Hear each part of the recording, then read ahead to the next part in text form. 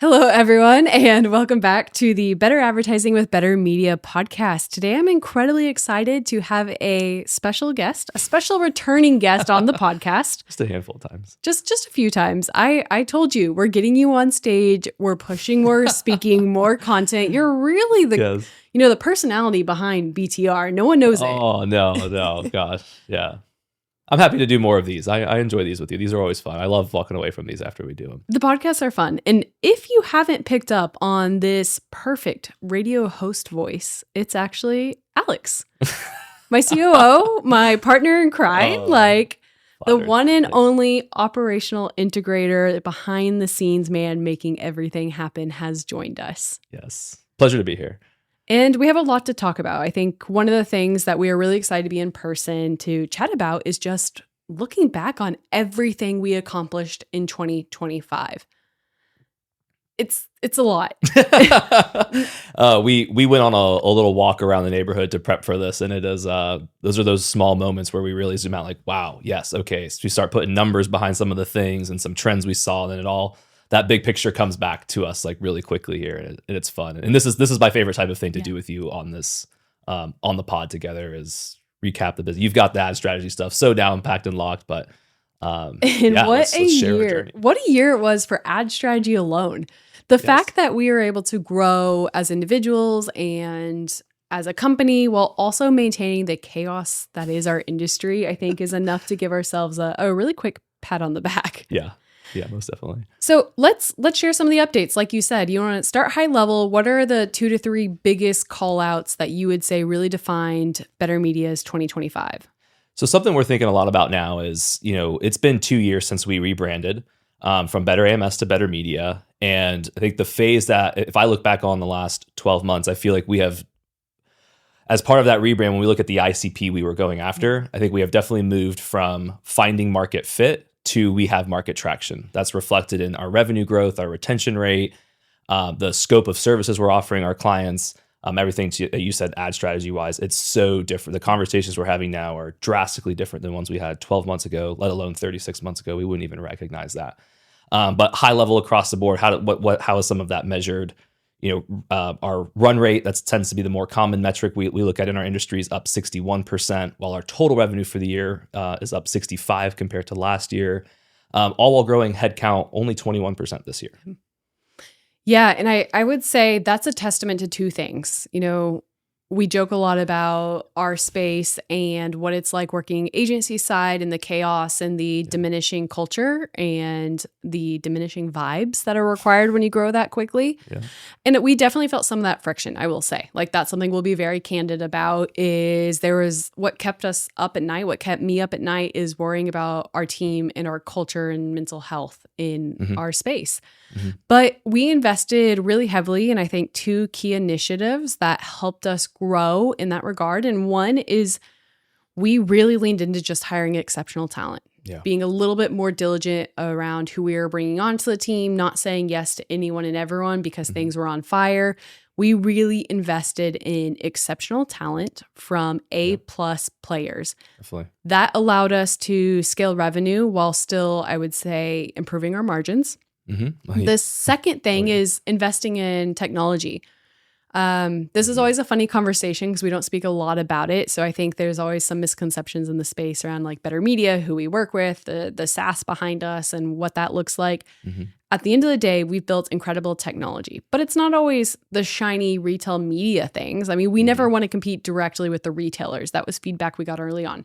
I'm not going into our tech, which is called Nexus, and recommending that Dustin builds out a mechanism that I know Amazon's just going to build out in a few more weeks, right? Yeah. So all of our technology is really focused on a few things, and one of them is operational efficiency. What is our team doing over and over that they need assistance to do more consistently and more efficiently? Yeah. But also it's investing in what do our clients need to see? What kind of conversations are we having in the day-to-day that we could solve with better visualizations of data and insights? That's a big one that I don't think we shout loud enough, because everyone knows we're an education first company. That's not going to change. We are very big in community, content, and education, and we want to continue to do that. But that means a lot of the brands that come our way are very aware of our strategies, but also working with us because they want strategic leadership and education. Yep. So when we're able to provide them a portal that allows them to access some of the insights that we're using to strategically make decisions in accounts, it builds so much trust that it gives our team more bandwidth to do what they do best. And that's make strategic recommendations and grow and be thought leaders, where I think a lot of our competitor agencies go in the opposite direction. Things get tough and they decide to withhold information from their accounts. And they decide to hire younger talent that can't speak as eloquently, but they can manage more. We did the exact opposite. Yeah, 100%. I think if there's one kind of theme that we come back to around tech and development, especially from an investment POV, that's definitely a place that got a lot of dollars this year. It's we're educators, like you said, and the core of that is relationship building, strategy, but the human to human element of that part too. And that question is, I think, probably the number one driving force to everything we do with tech is, what story are our people telling? How are we telling it? And how do we make it easier for them to tell it? And that's something that we can come back to. Right now, it feels like quarterly, but at least every 6 to 12 months, because what we built to answer that in 2023 was very different than 2024, and is going to be very, very different for 2026. As we, when we open the podcast, somehow our scope of works are different. What the retailers we're supporting are growing. That story that we're challenging our team to tell, that their clients need to hear, the data that we need to have to make that as easy as possible for them, so they can continue to focus on the part that they enjoy the most. It's evergreen. Yeah. It was an amazing year. We've known that we are Amazon advertising experts. Yeah. It was rooted in our name, better AMS, Amazon Marketing Services, to push the needle on our offer and our strategic insights, and the depth of our knowledge when it comes to retail media networks was our bet that we made in 2025. Yeah. And a fun little fact that I think backs into just how well we were able to grow into that new vision of better media and BTR is that we've had this crazy expansion in scope, crazy expansion in the clientele in our offer, and we've maintained it at a 98% client retention rate. So a really big piece of feedback we got at the beginning of the year is, okay, you've proved that you can close these deals. Now prove that you can provide the level of service they're going to be looking for. And I think our team has done that exceptionally this year. In my opinion, it has been probably one of my proudest moments, is seeing how well they have nailed service delivery in that regard. 100%. That was our big challenge coming into the year, is do focus on, if nothing else, just how you've attracted the business. Now keep it. Yeah. And now more of it's coming in the door, which is setting the ground for 2026 very high. Which I think leads us to this next section. We've talked a lot about the good. In your opinion, speak from your personal perspective first, and then maybe zoom out to better media. Sure. What do you think some of the hardest lessons we learned this year were? I think my biggest struggle for 2025 was as COO, right? The operator, I'm very much your right-hand integrator as the visionary. As this is the year I feel like we transform probably the most into executives, more than we haven't been super hands-on, I would say, in the last 24 months, not to where you and I were in the trenches a few years ago. But so much of being an operator, my identity is in the doing. And I'm finding myself, the most important part of our day is conversations we're having or conversations we need to have or do. And so for me, there's this identity shift of, even though as an operator and integrator, I'm losing a little bit of what I know, that comfort zone of like, okay, I know if I wake up today and do this, it's going to be a good thing. It's going to be valuable.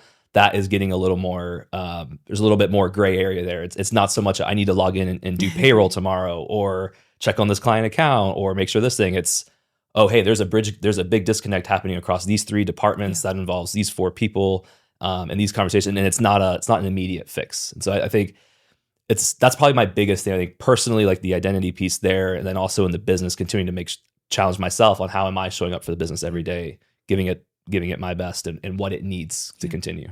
Yeah, that's a great call. I would say mine's a little bit similar, but different. My strengths are really, I think, in the leadership, the vision, the culture side. That's something I'm incredibly passionate about. And I came to the realization that sometime in the middle of the year, I was like, we are putting ceilings on our people not because we don't think that they can do it, but because we are concerned it's too much on their plates. Yeah. And that was kind of an eye-opening moment for me because I am very passionate about our culture.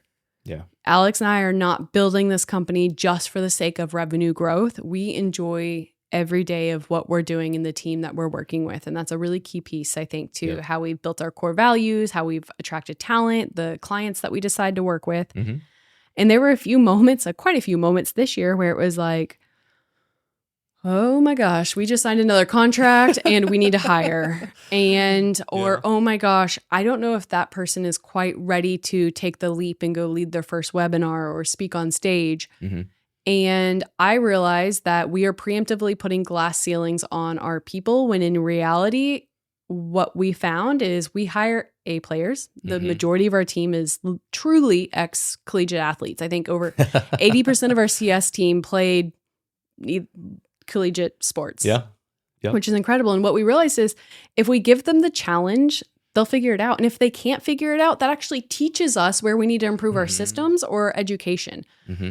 And if we communicate that ahead of time and we're incredibly candid around the type of culture being fail fast, then our people step up to the plate without fear of failure, fear of making mistakes, and they figure it out and they figure out how to do it almost better than we had because they're starting without this perception of how something should be done. Yeah.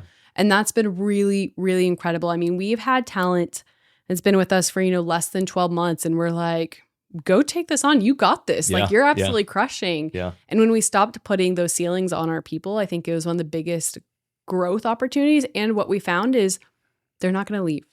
Well, I mean, knock on wood. If you have a better offer, obviously take it. But it didn't diminish our culture in the way that I thought it would because we're still providing a lot of support. We're not throwing tasks on them and then getting mad if they do it wrong. We're throwing tasks on them and then helping them grow. And that's caused so much career development. I think it's balanced some of the insecurity that you typically see. Yeah, 100%. And time and time again, when we zoom out or we take a step back and we let them grow and step into that, we're more than made proud, right? We always joke, especially when we're building confidence with new hires, like, look, no one's ever been fired for making a mistake. People have misspent money. We've seen it all at this point. Like the things get bigger and more challenging as we go. And I think that's a really cool thing for you and I is as we empower people to do these things, not only are they doing it incredibly well, but it's making our lives so much easier to be more effective where we need to be as well. And we would be okay even if it was done, I'd say 80% as well, just for that same sake as well. But that's something that I think we have been able to do well because we didn't come from a normal corporate background or we were able to come into it with a little bit of naive optimism. I mean, you and I got started on Amazon 7 years ago, and now we're running questionably one of the most well-known agencies in Amazon advertising and retail media in general, probably.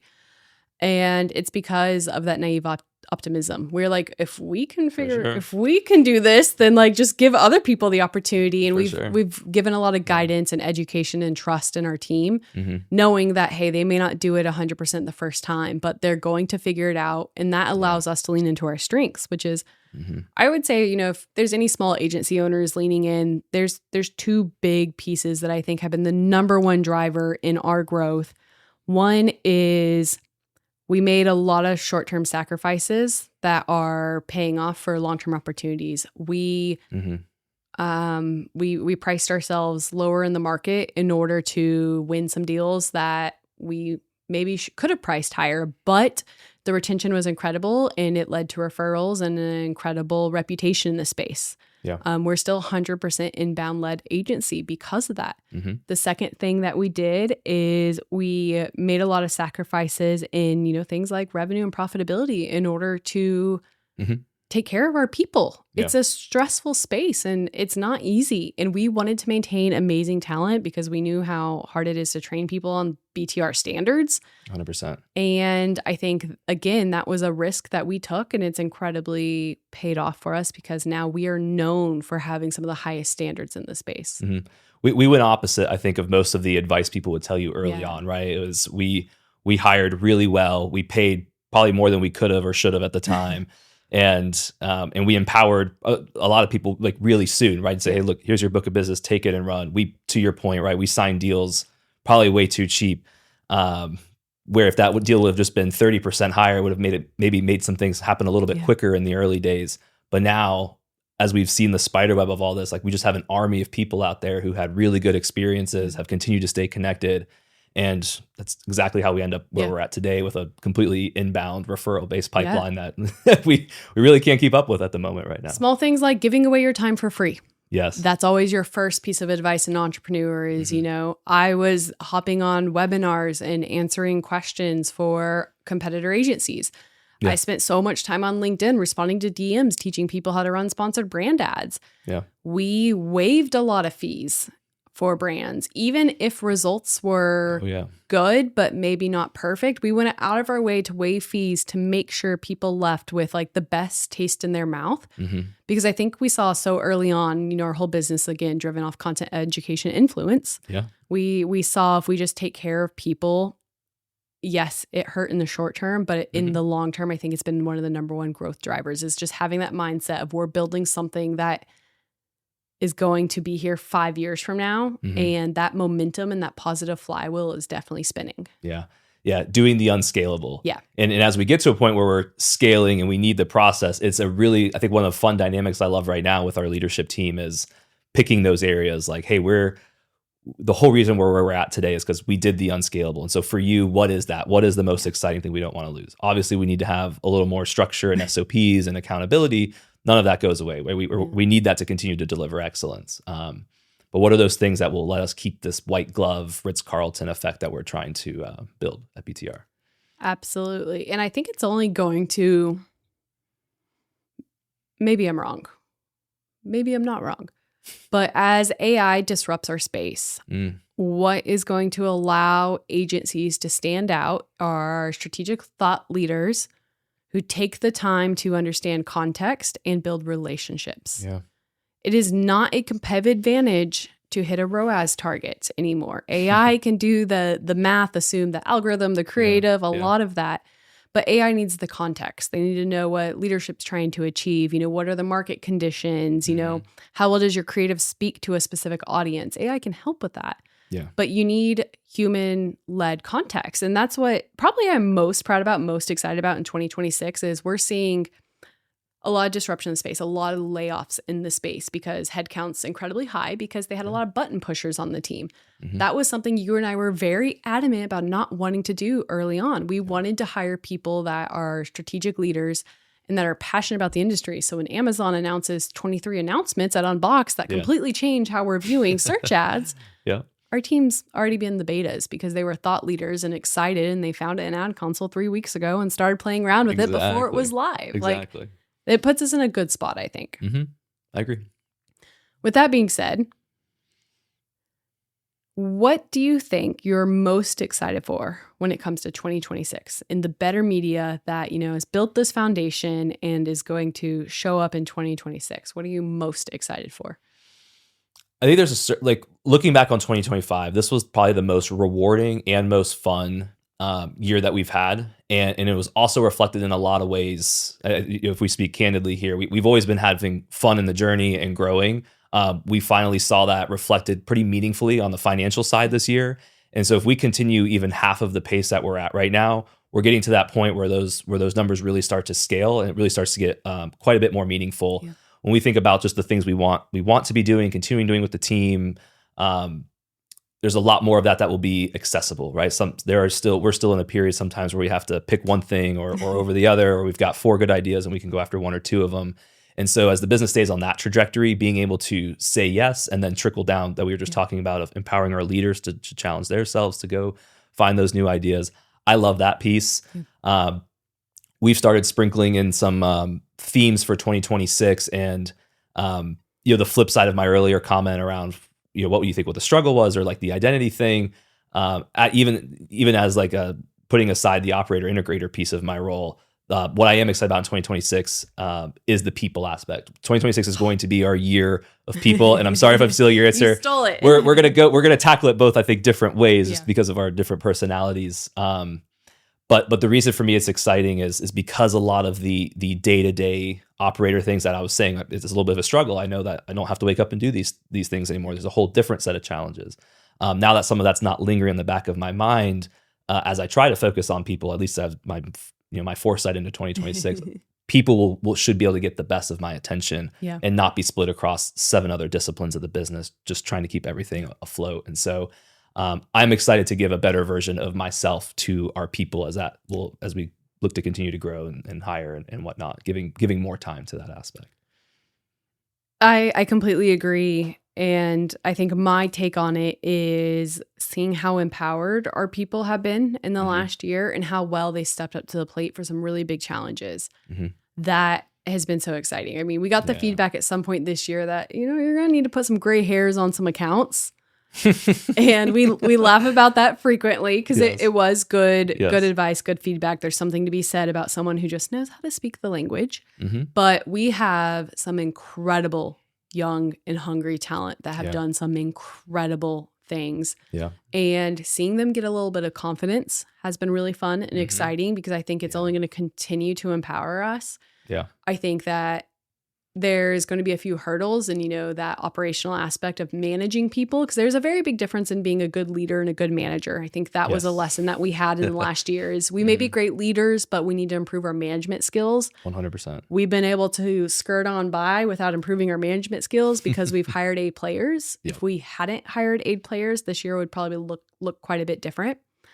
But empowering our people and attracting the level of talent we are. I mean, we just, yes, it's a testament to where the market's at, but also being able to have the conversations with the right people on what we're trying to achieve and then being like, I want to be a part of that. That's been really cool. Like our culture has kind of had this ripple effect. We got a lot of feedback at Unboxed at like, wow, your team just has a vibe. And Amazon leadership sat down with me and was like, I don't know how to put it into words other than your team just has this vibe. And continuing to maintain that at scale. That's one of the things that's like, how do you do the unscalable? Maintain the culture and vibe that we have curated now. If we continue to do that, we'll be in a really good spot 2 to 3 years from now. Yeah, absolutely. I agree. Anything else that you feel like we missed or any other feedback you want to give the industry? Good self-realization on our part for the pod and everybody listening. We will definitely pat ourselves on the back for being good leaders, but definitely poor managers. And to the team, coming back to why we did the things and hiring the A+ players, we wouldn't have gotten away with that if we didn't do that thing. So did it pay off in the end? Yes, absolutely. I mean, I'll use Colby as an example here. When he asked us for KPIs, the KPI I gave him was just 10x our name, our reach. Well, what does that mean? I'm like, I don't know. We've served a couple million impressions in the last year. There's just 10x it. And he has, but intuitively. 100%. And that's a growth area for us for sure. That's something that, we've spent all day putting into place better parameters because we need to learn how to communicate better with people who need those guardrails for sure. Absolutely. But if you're listening in, you can grow so much by just being a good person and taking the time to understand your vision. I'll give a good shout out to our advisors, them telling me that I need a vivid vision. When we're making decisions around, something along the lines of, should we sign this client even though they're not an ideal fit? We're able to pull out that vivid vision and say, no, they're not an ideal client, which means they're probably going to be more difficult to manage. We're not well serviced to, or we don't have the chops to serve them. And they're going to churn and it's going to hurt our retention rate. And the same thing with our people. We have a very specific vivid vision around our culture and we may interview someone and they may be amazing on paper, but an asshole. We've chosen to walk away from that. And we've learned a lot of lessons along the way around hiring. If anyone wants to do a little hee-hee in the audience, I know our name still comes up in that regard. But I think if, you really just stay close to your values, stay close to your vision and take care of your people internally, externally, I think you can go pretty far. And we're a testament to that. Absolutely. Something that I am proud of is that we look at that ICP fit as well from an internal lens with employee retention. Right. To your point earlier of, not just growing for revenue's sake, but nobody wins by bringing in the crappy client that's not a good fit. That's your revenue looks good for 45 days. Right. And then they turn out and then your employees are unhappy. But if we're getting too close to closing remarks, we have to throw out, I think, a subtle hiring plug. You've heard us talk. We're excited about sentiment and people, and we're continuing to grow. And so send us resumes. Hello at BTR Media. That will go to Cal, who leads up HR, and we'll get you screened. if you're new to the industry or young on experience, we love the collegiate athlete background. We also love some good serving or retail background, country club server. And if you've got 3 to 5 years of hands-on keyboard experience actually doing the search media or programmatic media buying, we would love to hear from you. And if you're not looking at working at Better Media in the next year, I want to give a big thank you for listening in. Yeah. As mentioned, we are still 100% driven by inbound growth, and that is solely due to the people that have evangelized us and who have shared our content and listened to our podcast. My best friends are in the industry, and it's been really, really cool to see so many people reach out and be like, your guys' story is incredible. I've loved what you've done. Yeah. Something as small as a like, a share can be a really big difference in our business. So again, thank you all for listening in. Alex, thank you for hopping on. This was awesome. amazing as always. Love doing it. Awesome. All right. See ya.